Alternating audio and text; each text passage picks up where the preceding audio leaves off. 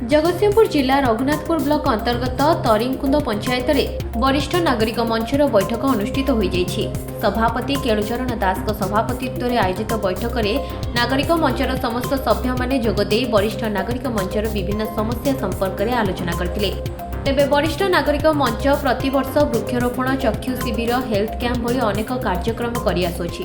सड़क लोक हजार हजार लोक एक्सीडेंट धक्कार मरुले तेणु सड़क जाए पहुँची बस अटकई लोक मानक बुझाई से शांति केमी बस चलेबे गाड़ी चलेबे जीवन रक्षा हम बुझाऊँ।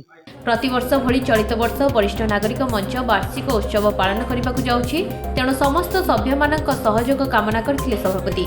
ଏହି କାର୍ଯ୍ୟକ୍ରମରେ ସଭାପତି କେଳୁଚରଣ ଦାସ, ସମ୍ପାଦକ ଗଣେଶ୍ୱର ସାହୁ, ଜଟାଧରୀ ଓଝା, ଗଙ୍ଗାଧର ସାହୁ, ରବୀନ୍ଦ୍ରନାଥ ବେହେରା, ନୀଳମାଧବ ପଣ୍ଡା ପ୍ରମୁଖ ଉପସ୍ଥିତ ଥିଲେ। ମଞ୍ଚ ଲୋକମାନଙ୍କର ଭଲ ମନ୍ଦ ସୁବିଧାରେ ଠିଆ ହେବ। କାହାର ଶରୀର ଅସୁସ୍ଥ ହେଲେ ବା କୌଣସି ପରିବାରରେ ଯଦି କୌଣସି ବିଶୃଙ୍ଖଳା ହେଲା ବା ପାରିବାରିକ ଅସୁବିଧା ହେଲା ସେଠି ଯାଇ ବରିଷ୍ଠ ନାଗରିକ ପହଞ୍ଚୁଛି ଏବଂ ମେଡ଼ିକାଲ କୌଣସି ଲୋକ ଯିବାକୁ ଅଛି ଯେ ସରକାର ଏଇଭଳି ଯେଉଁ ବয়োଜ୍ୟେଷ୍ଠ ମାନେ बहुत कष्ट साधना करी नागरिक मंच मान गठन